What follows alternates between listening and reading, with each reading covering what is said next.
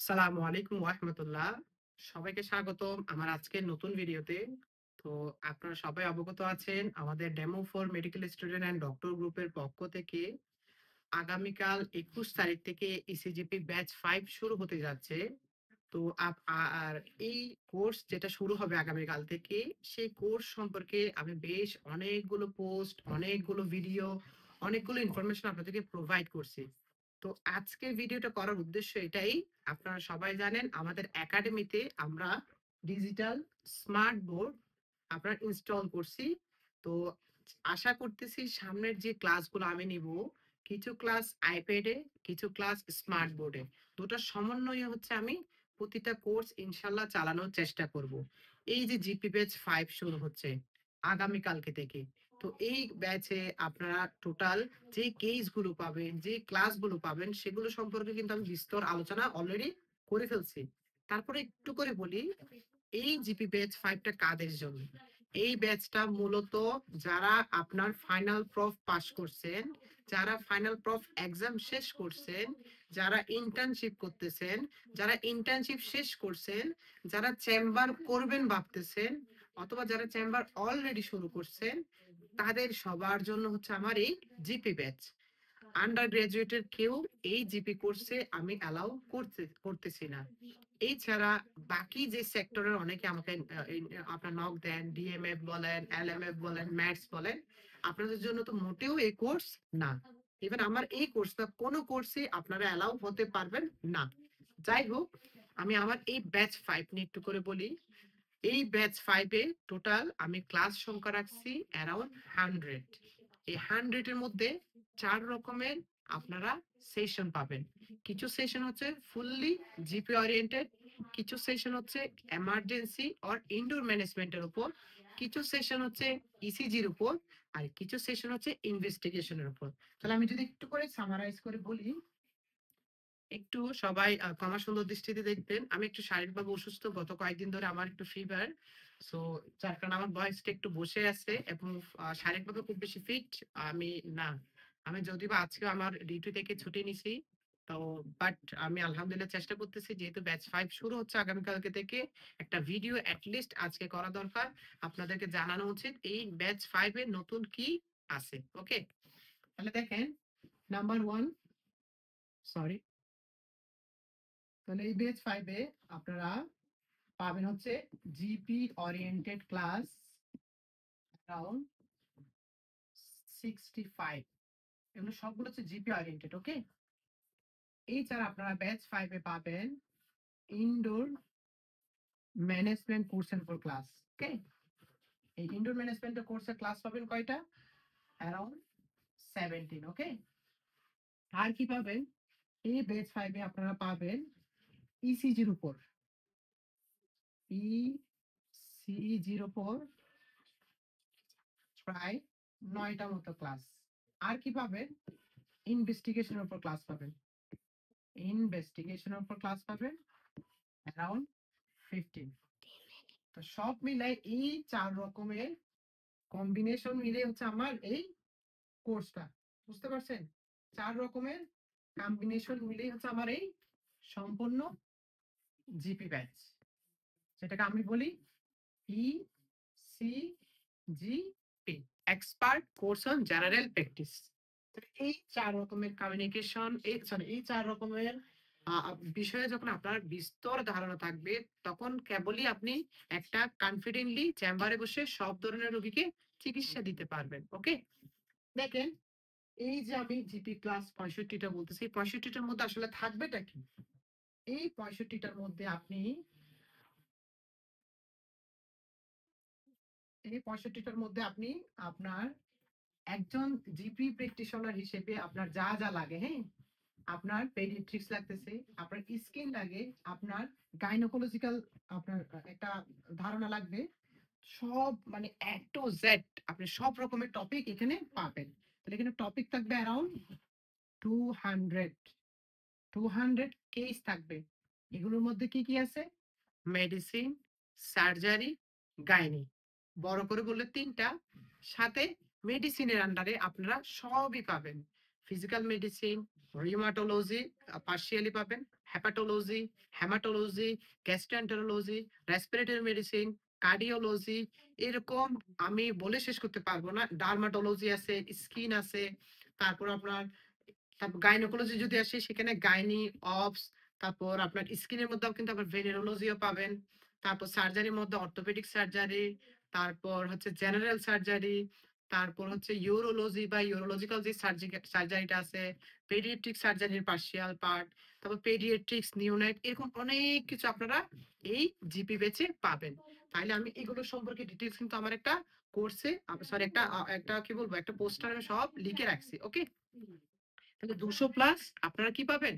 Case পাবেন, class সংখ্যা 65। আর এই ইনডোর ম্যানেজমেন্টটা একটা জিপি চেম্বারে যখন একটা ডায়রিয়া রোগী আপনার কাছে আসবে, হ্যাঁ, ডায়রিয়া রোগীকে ইমার্জেন্সি আপনি স্যালাইন দিতে হচ্ছে, অর্ডারটা কিভাবে দিবেন? একটা বাচ্চার এন্টেরিক ফিভার অর্ডার দিতে হচ্ছে, কিভাবে দিবেন? এগুলো সব পাবেন হচ্ছে কি ইনজেক্টেবল ম্যানেজমেন্ট গুলো ইনডোর ম্যানেজমেন্ট কোর্সে। আর ইসিজি ছাড়া আপনি কখনো জিপি প্র্যাকটিস করতে পারবেন না। ইসিজি 9টা সেশন করলে আপনার সম্পূর্ণ কনফিডেন্ট এনাফ হবেন to diagnose any case. Okay, তাহলে আর বাকি আছে কি বলেন? Investigation. This is the most important. Investigation ছাড়া কখনো আপনি ডায়াগনোসিস করতে পারবেন না। কেন? ইনভেস্টিগেশন আর interpretation is very much important. এই যে আমি প্রায় সময় আপনারা আমার গ্রুপে পোস্ট করি, একটা ইকো ইন্টারপ্রেট কিভাবে করবেন? একটা ইকোতে লেখা ধরেন ইজেকশন ফ্র্যাকশন 40%, পেশেন্টের এই ইজেকশন ফ্র্যাকশন 40% এর সাথে পেশেন্টের দেখতেছেন শর্টনেস অফ ব্রেথ, অর্থোপ্নিয়ার হিস্ট্রি, ওকে, পিএনডি হিস্ট্রি। আপনার এই রোগীকে আপনি চেম্বারে চিকিৎসা দিবেন না? আপনার এখন উচিত কি এই রোগীটাকে দ্রুত রেফার করা। তাহলে এই যে আপনি যদি ইনজেকশন ফ্র্যাকশন 40% এর মিনিংই না বোঝেন, আপনি আপনি কনফিডেন্টলি রেফার করতে পারবেন না। তাহলে আমি আমার একটা ভিডিওতে বলছিলাম বা পোস্টে বলছিলাম ইনজেকশন ফ্র্যাকশন 50 এর নিচে নেমে গেলে আমরা সেটাকে বলি reduced ejection fraction heart failure. এটা ইউজুয়ালি আমরা লেফট হার্ট ফেলিওরটাকে ইন্ডিকেট করি। একটা patient ejection fraction okay, shortness of breadth আছে, আপনি দেখেন এই শর্টনেস অফ ব্রেথের কজ কোনো কার্ডিক ছাড়া অন্য কিছু কিনা, রেসপিরেটরি কিনা, তাহলে আপনি যদি এই ইজেকশন ফ্র্যাকশনকে ইন্টারপ্রিটেশন করতে না জানেন, কথার কথা, তাহলে আপনি কিন্তু এই রোগীকে কনফিডেন্টলি ম্যানেজ করতে পারবেন না। ওকে, আমি আপনাদেরকে আরো কয়েকটা এক্সাম্পল দিই। আমি মোটামুটি আমার ব্যাচের ওভারভিউ দিয়ে দিচ্ছি যে কি কি আমার এই ব্যাচে আছে। হ্যাঁ, আপনাদেরকে আমি একটু করে কিছু কথা বলি। দেখেন, একটা পেশেন্টের সিবিসি তে আপনি কথার কথা হিমোগ্লোবিন যখন যখন দেখেন যে কম আছে, হ্যাঁ, তো হিমোগ্লোবিন যদি দেখেন যে কম আছে, আপনার চোখ সরাসরি চলে যায় কোথায় বলেন তো? আমরা হিমোগ্লোবিন কম থাকলে দেখি যে এই অ্যানিমিয়ার সাথে মাইক্রোসাইট, মানে এমসিএইচ, এমসিএইচসি, এমসিবি, এই তিনটার সাথে একটা কোরিলেশন করার ট্রাই করি এই হিমোগ্লোবিন। আমরা যখনই দেখি যে কি এগুলোর একটা বা দুটা বা তিনটাই কমে গেছে, তখন আমরা ধরে নিই এটা একটা মাইক্রোসাইটিক হাইপোক্রোমিক অ্যানিমিয়া। তখন আমরা কি দেখি? আমরা রেড সেল ডিস্ট্রিবিউশন যেটা আছে আরডিডব্লিউটা দেখি, এটা বাড়ছে কিনা। এটা যখন বেড়ে যায় তখন আমরা ভাবি it may be a case of iron deficiency anaemia. আমাদের পরের স্টেপ কি? সিবিসির পরে পরের স্টেপ হচ্ছে একটা পিবিএফ করা। তাহলে পিবিএফ আমাকে বলে দিবে definitely it is a case of microcytic hypochromic anaemia. তখন ওনারা বলে দিবে you should charge for IDA or anaemia of chronic disease, অথবা কোনো একটা ক্লো দিয়ে দিতে পারে। তো আপনি যখন এখানে শিওর হলেন এটা একটা মাইক্রোসাইটিক হাইপোক্রোমিক অ্যানিমিয়া, আপনার এখন পরের স্টেপ কি? আপনার একটা আয়রন প্রোফাইল করা। আয়রন প্রোফাইল করা। এই আয়রন প্রোফাইল আপনি কি পাবেন? Serum ferritin, serum iron, transferrin saturation index বা টিসেক যেটাকে বলি, TIBT, TIBC total iron binding capacity. এই চারটার মধ্যে ইউজুয়ালি সব যদি করতেও না পারে একটা পেশেন্টকে, আপনি শুধু সিরাম ফেরিটিন দিতে পারেন, শুধু সিরাম ফেরিটিনটা দিতে পারেন। এটা আয়রন ডেফিসিয়েন্সি অ্যানিমিয়াতে কি হবে? কমে যাবে। তাহলে আপনি একটা আয়রন ডেফিসিয়েন্সি অ্যানিমিয়া ডায়াগনোসিস করার জন্য এইভাবে আসতে হবে। ওকে, এরপর আয়রন ডেফিসিয়েন্সি অ্যানিমিয়ার কজ কি এটা আপনার বের করা লাগবে। এটা কি নিউট্রিশনাল কজ? এটা কি কোনো লসের কারণে হচ্ছে? এটা কি কোনো মেনস্ট্রাল কোনো লস আছে, নাকি কোনো জিআই লস আছে, নাকি কি লস, সেটা আবার হিস্ট্রির সাথে মিলাই আপনাকে বের করতে হবে। তাহলে এই যে একটা ইনভেস্টিগেশন ইন্টারপ্রিটেশন, এটা যদি আপনি না বোঝেন, আপনি কি কনফিডেন্টলি একটা সিবিসি দেখে একটা পেশেন্টকে আয়রনের চিকিৎসা দিতে পারবেন? তখন দেখা যাবে কি জানেন, আপনারা হিমোগ্লোবিন কম, এমসিএইচ, এমসিএইচসি, এমসিবি সব বাড়তি, একটা মেগালোব্লাস্টিক এনিমিয়া, ওকে দিয়ে দিলেন আয়রন সাপ্লিমেন্ট, হলো না। আপনি হিমোগ্লোবিন কম মানে এটা কোন জায়গায় কম, এটাকে মাইক্রোসাইটিক নাকি মেগালোব্লাস্টিক, সেটা আপনার দেখতে হবে। এই দেখার পর হচ্ছে আপনি সেই অনুযায়ী কি আয়রন সাপ্লিমেন্ট দিবেন, নাকি ভিটামিন বি12 সাপ্লিমেন্ট দিবেন, নাকি ফলেট সাপ্লিমেন্ট দিবেন, এটা আপনার ডিসিশন নেওয়া লাগবে। আশা করি আমার কথাটা বুঝছেন। সেই জন্য interpretation of investigation is very very much important. আমি আরেকটা এক্সাম্পল আসি, হ্যাঁ। আমি আজকে আসলে ছাড়া করে অনেক কথা বলবো, এই কথাগুলোর মধ্যে অনেক কিছু লার্নিং আছে, এই কথাগুলোর মধ্যে আমার ব্যাচের অনেক আপনার ব্যাচ সম্পর্কে বলবো। তো ভিডিওটা আশা করি পুরোটাই সবাই ধৈর্য ধরে দেখবেন, ওকে? পুরোটাই ধৈর্য ধরে আশা করি দেখবেন সবাই, তাহলে ইনশাআল্লাহ একটা ভালো একটা নলেজ হবে আজকের ভিডিও থেকেই। দেখেন, একটা বিষয়, একটা পেশেন্ট আপনার কাছে আসলো ইচিং নিয়ে, ইচিং ডিউ টু এনি কজ আপনি তো ইভালুয়েশন করে আপনার বের করবেন, বাট তার যে একটা ইচিং হলো, হ্যাঁ, এই ইচিংটা আপনার এখন কি করতে হবে, কমাতে হবে। তাহলে আপনার ফার্স্ট চয়েস অফ ড্রাগ কি? ফার্স্ট চয়েস অফ ড্রাগ হচ্ছে আপনার H1 রিসেপ্টর ব্লকার, ওকে? ফার্স্ট চয়েস কি আপনার H1 রিসেপ্টর ব্লকার, ওকে? তাহলে H1 রিসেপ্টর ব্লকার অনেক রকমের আছে, সিডেটিভ আছে, নন সিডেটিভ আছে। আবার জেনারেশন বললে first generation, second generation, third generation, এরকম অনেক রকমের আছে। আমি আপনাদেরকে এটা যেতে থিওরিটিক্যাল ক্লাস না, অত ডিটেলস বলবো না।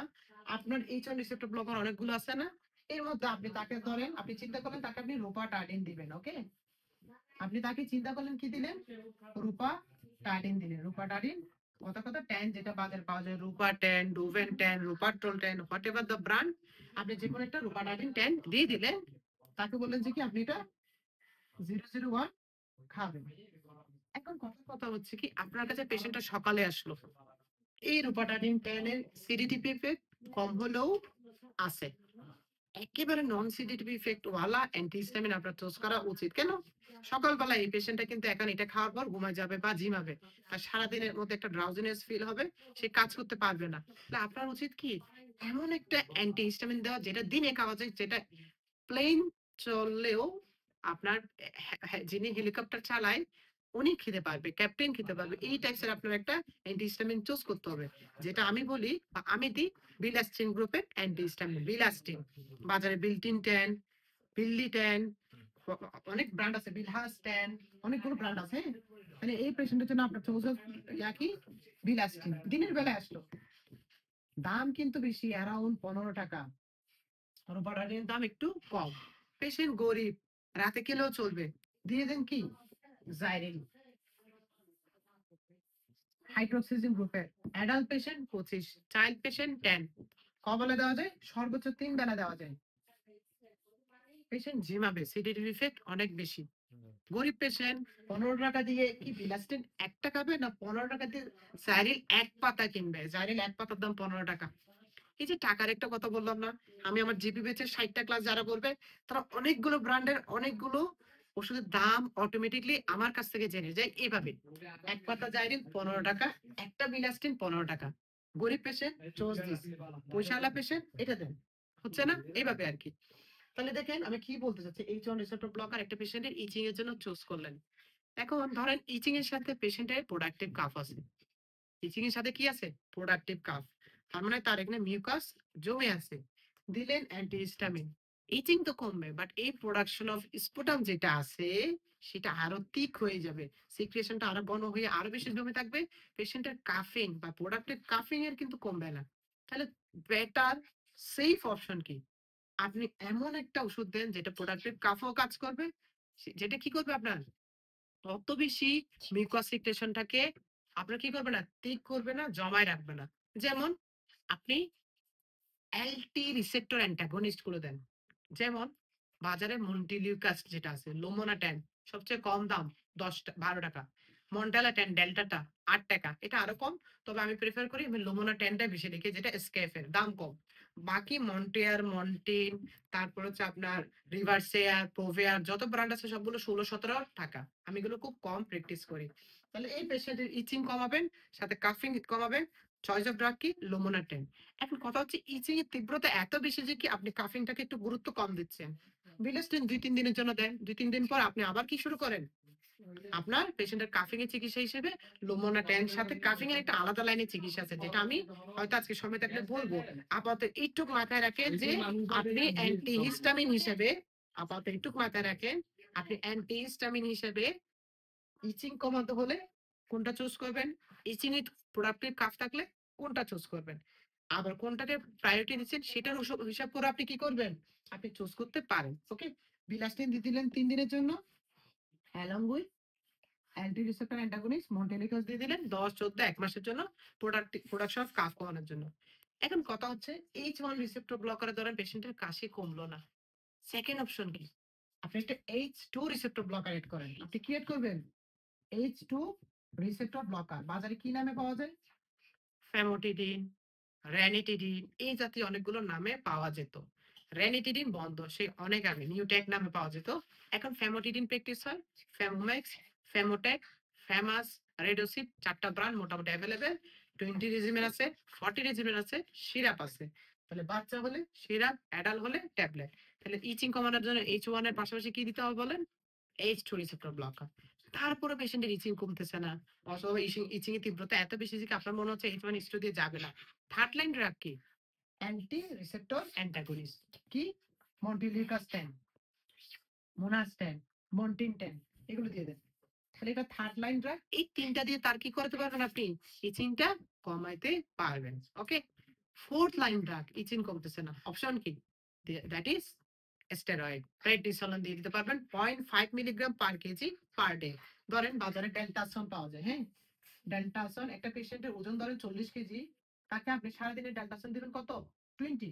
ডেল্টাসন 20 100 দিয়ে দিতে পারেন।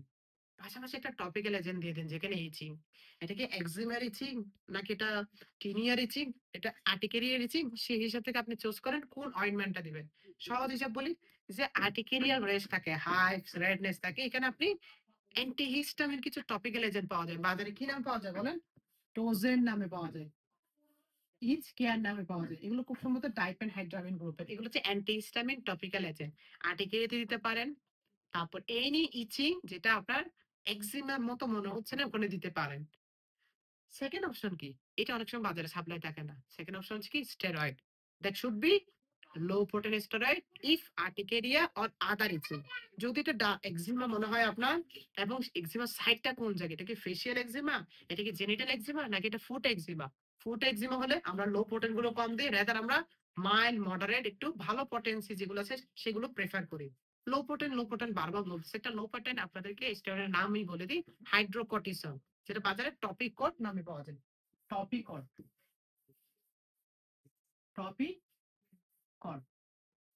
তাহলে টপিকট দিয়ে দেন। ফেস হলে, জেনিটালি হলে লো পটেন, বাট একটু অন্য জায়গায় যেগুলোতে স্কিন একটু থিক, সেখানে পটেন্সি একটু বাড়াই দেন। যেমন আপনি ইজেক্স দিতে পারেন, যেটা mild.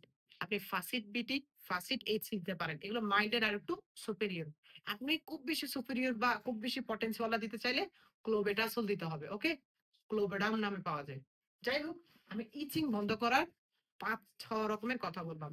First choice H1, second choice H2, third choice L2 receptor antagonist, fourth choice steroid. এই অ্যালং উইথ এই চারটার সাথে যে কোনো মুহূর্তে চাইলে একটা টপিক্যাল এজেন্ট অ্যাড করতে পারেন। সেটা H1 এর সাথে দিতে পারেন, H1 H2 এর সাথে দিতে পারেন, H1 H2 LT এর সাথে দিতে পারেন, H1 H2 LT স্টেরয়েড চারটার সাথে দিতে পারেন। টপিক্যাল হিসেবে অ্যান্টিহিস্টামিন দিতে পারেন, টপিক্যাল হিসেবে স্টেরয়েড লো পটেন দিতে পারেন। এখন কজ হিসেবে আপনি ডার্মাটাইটিস বা এক্সিমাটা কোন জায়গায় সেই হিসাব করে আপনি স্টেরয়েডের পটেন্সিটা সেট করতে পারেন। ওকে, তাহলে আজকের ক্লাস আমি খুব বেশি বড় করব না। আমি আসলে বলতে গেলে অনেক কথা বলতে হবে, অনেক কথা বলার জন্য হচ্ছে আমার কোর্সটা আছে। 60টা ক্লাসে অনেকগুলো কথা বলবো। একদম কম হলে আধা ঘন্টা করে করে ক্লাস হলে 60টা ক্লাস মানে বুঝতেছেন ভালো একটা ইনফরমেশন আপনাদেরকে আমি প্রোভাইড করতে পারবো। সো আমি শেষ করতেছি আজকের ভিডিও। কালকে থেকে যে ব্যাচ শুরু হচ্ছে ইসিজিবি ব্যাচ 5, সবাইকে ওয়েলকাম। আশা করতেছি আপনার ইনশাআল্লাহ এই কোর্সটা করে কখনো কোনো রকমের কমতি ফিল হবে না। আমি এটাই কথা দিচ্ছি, কেউ কোর্স ফি পে করছেন, ক্লাস ভালো লাগতেছে না, আমাকে সরাসরি নক দেন এবং কোন কারণে ভালো লাগতেছে না সেটা জানান, আপনার ফিটা আমি সম্পূর্ণ ব্যাক করে দিব। এই ক্লাসের পাশাপাশি 4 রকমের ক্লাস পাচ্ছেন না, এই ক্লাসগুলোর পিডিএফ পাবেন, যেগুলো প্রেসক্রিপশন আকারে আমি আপনাদেরকে ড্রাইভে প্রোভাইড করব ফর a long time। যে ড্রাইভে আপনি অ্যাক্সেস পেলেই আপনি ইনশাআল্লাহ সবকিছু দেখতে পারবেন। ওকে, শেষ করতেছি সবাইকে। আজকে এই বোর্ডে আমার প্রথম ক্লাস নেওয়া, যার কারণে একটু কালির বিষয়গুলো একটু হেরফের হচ্ছে। হ্যাঁ, সাদা কালি ইয়েলো কালার মিক্স হয়ে যাচ্ছে। হ্যাঁ, আমি আশা করি হয়তো ক্লাস নিতে নিতে আরেকটু বেশি অ্যাডজাস্টেড হয়ে যাব এই বোর্ডটার সাথে। তো ইনশাআল্লাহ এলজি 5 এর একটা স্মার্ট বোর্ড প্রোভাইড করছি ইনশাআল্লাহ। এটা আমি মূলত আমার এই একাডেমির পারপাসে নিছি। আর চেষ্টা করব আমি এইভাবে লাইভ ইন্টারেক্টিভ ওয়েতে আপনাদের সাথে ক্লাস সামনে আরো অনেকগুলো নেওয়ার। হ্যাঁ, আইপ্যাডে ক্লাস নিই, সেটা একটা সিস্টেম। এই বোর্ডে ক্লাস নিচ্ছি, সেটা আরেকটা সিস্টেম। দুটার মধ্যে পার্থক্য এখানে আপনারা আমার ফেসিয়াল এক্সপ্রেশনটা দেখতে পাচ্ছেন, আমার সাথে মনোযোগ থাকবে আপনাদের ইনশাআল্লাহ। হ্যাঁ, তবে আপনাদেরকে বলবো আমার সাথে মনোযোগগুলো আপনার বেশি থাকবে কোথায়, এই মানে লাইভ ইন্টারেক্টিভে একটু বেশি মনোযোগটা থাকবে। তারপরও এখানে ক্লাস নেওয়া আমার জন্য একটু কষ্ট। এর মধ্যে আমি আজকে শারীরিকভাবে একটু অসুস্থ, এই অনেকগুলো কথা বলতেছি, একটু উইকনেস কাজ করতেছে, যেহেতু আমি গত 15 দিন ধরে প্রায় আমার ফিভারে অ্যাটাকড, অ্যান্টিবায়োটিক চলতেছে। আলহামদুলিল্লাহ দোয়া করবেন যাতে বড় কোনো ডিজিজ না হয়। তো এই তো ইনশাআল্লাহ আপনার মিক্স আপ একটা কোর্স হবে, আইপ্যাড প্লাস স্মার্ট বোর্ড। ওকে, সো অলরেডি আলহামদুলিল্লাহ অ্যারাউন্ড 50 এর কাছাকাছি রেজিস্ট্রেশন করছে এবং আমি প্রতিটা ব্যাচে সিট সংখ্যা রাখি 100। যেহেতু সার্টিফিকেট প্রোভাইড করা লাগে, আমার এক্সাম নেওয়া লাগে, খাতা কাটতে হয়, সব মিলে আমি এই সংখ্যাটা ফিক্সড রাখি। ওকে, তো ধন্যবাদ সবাইকে। আর কোর্স ফি, কোর্স ডিটেইলস সবগুলো এই ভিডিও কমেন্ট সেকশনে আমি দিয়ে দেবো। ধন্যবাদ। সালামু আলাইকুম ওয়া রাহমাতুল্লাহি ওয়া বারাকাতুহু।